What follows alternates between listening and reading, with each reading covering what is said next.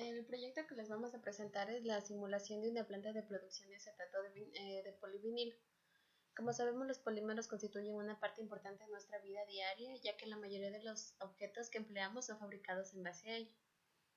Debido a que gran parte de los polímeros utilizados en la actualidad generan contaminación que se debe a diversos factores, como a los procesos de fabricación y a los residuos que se generan de ello, y a la lenta degradación que se produce.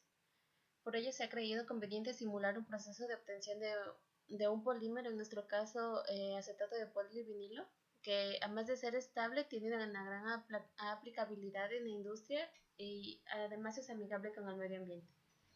Como objetivos tenemos realizar la simulación del proceso de producción de una planta de acetato de polivinilo, reunir las variables necesarias para que el proceso de obtención de este se dé de forma eficiente, incluir las restricciones del sistema para que los procesos dados en cada fase cumplan con las características deseadas al obtener el producto y obtener los balances tanto de materia como de energía para cada uno de los procesos. La metodología empleada para ello, para esta simulación fue necesario considerar 7 etapas principales y 4 secundarias, las condiciones a las cuales opera cada uno de los equipos y las restricciones también de los mismos. Para ello seleccionamos los componentes, entre ellos tenemos el oxígeno, el dióxido de carbono, el etileno, etano, el acetato de vinilo, el agua y el ácido acético. También seleccionamos un paquete de fluidos que es el Wilson. También seleccionamos reacciones, en nuestro caso seleccionamos 2 reacciones que son heterogéneas catalíticas. En la primera reacción interviene etileno, ácido acético, oxígeno para producir acetato de vinilo y agua. En la segunda reacción tenemos el etileno con el oxígeno para producir CO2 más agua. Luego pasamos al entorno de simulación, en donde tenemos en la alimentación de ácido acético, que está a una temperatura de 30 grados centígrados a una presión de 1034 kilopascales y con un flujo molar de 48.32 kilogramos sobre mol, los cuales van a pasar a un mezclador junto con la corriente de ácido acético recirculada proveniente del separador 3, para generar un flujo que va a ser el ácido acético fresco, que va a pasar a un mezclador 2 y va a mezclarse con el etileno fresco.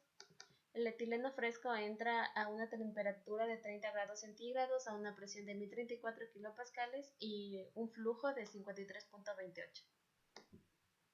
De ello, tenemos también en la composición del etileno. El etileno pasa con 0.9950 de fracción molar y de etano de 0.005. Estos pasan a un mezclador 2 donde se genera una corriente 1 que va a pasar a un evaporador.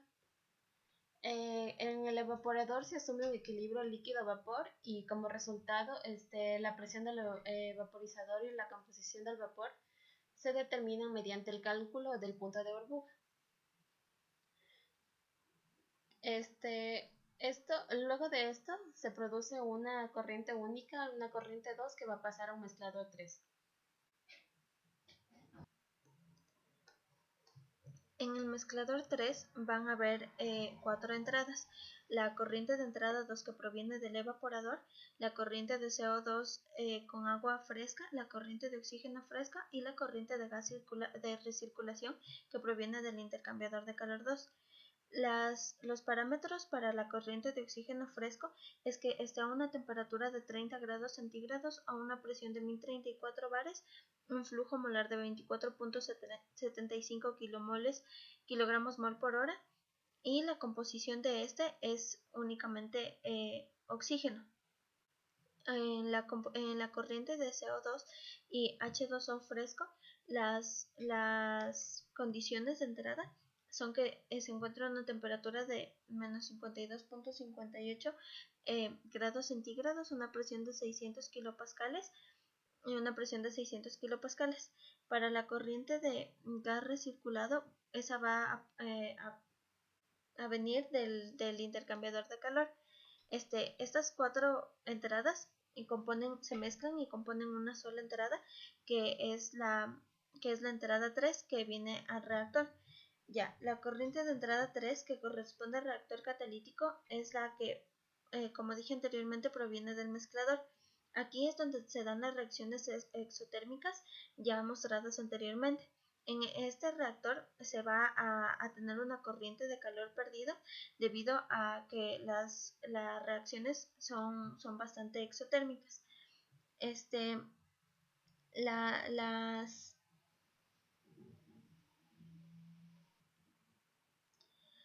Después de que se dieron las reacciones catalíticas heterogéneas en el reactor, esta corriente como única corriente pasa al intercambiador de calor. Esta corriente va a ser la corriente líquida que va a pasar al separador como una corriente 5. Y la corriente que va a enfriar la corriente 4 o 5, va a ser el gas recirculado que proviene del separador, que es la corriente 6, y va a salir como corriente 7, que a su vez se va a recircular y va a entrar de nuevo al proceso. En el intercambiador de calor, para la entrada de los tubos, va a ser la corriente que sale del reactor, y la entrada de la carcasa va a ser la corriente de gas recirculado que proviene del separador 2. En el intercambiador de calor, la caída de presión de la carcasa va a ser de 2 psi y de los tubos de 7.25 2 psi. Y ya, la temperatura de la corriente caliente de salida es de 126.3 grados centígrados. Y la temperatura de salida del fluido caliente es de 130 grados centígrados. Esto se debe a que debe ser una temperatura alta para evitar la condensación en el intercambiador de calor. Ya, esta corriente 5 va a pasar al ambiente de separación, a la columna del separador, la primera columna, en donde se van a producir dos fases, una que va a ser de vapor, que va a estar compuesta por los vapores de oxígeno, etileno, CO2 y etano, y una corriente líquida que va a estar compuesta por acetato de vinilo, agua y ácido acético. La corriente de vapor va a pasar a un absorbedor, en donde se va a pasar la mayor cantidad de CO2 posible, debido a que la eficiencia de la separación aquí es de 0.995 en fracción molar. Aquí se entra también, hay un flujo de entrada de agua, y en esta corriente 12 va a pasar ácido acético, que se va a mezclar con la corriente de líquido del separador 1. Estas dos corrientes, la 12 y la de líquido, van a formar una sola, que es la 13, que entra a la columna de separación 3, la cual es la que va a obtener, en la corriente 14-15 se van a obtener acetato de polivinilo mezclado con un porcentaje de agua, mientras que en la corriente inferior se obtiene ácido acético, que va a pasar a la recirculación para volver a ser alimentada al mezclador 1. El acetato de polivinilo producido en la corriente 14-15 no es un acetato que se puede comercializar directamente, sino que primero tiene que pasar por un proceso de decantación para poder ser eliminado el agua. Aquí, en todo el proceso, como subproductos, se obtienen el CO2 y también el ácido acético, que se recircula todo de nuevo al proceso para evitar pérdidas económicas.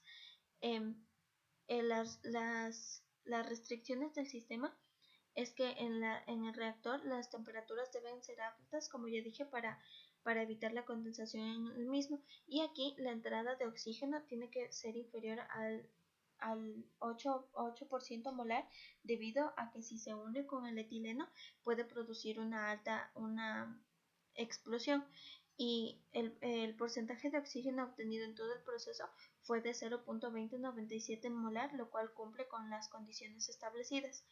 Y en la página del workbook podemos encontrar los balances de las composiciones, la energía y todas las condiciones necesarias para poder trabajar, para poder realizar el proceso de obtención de acetato de polivinil.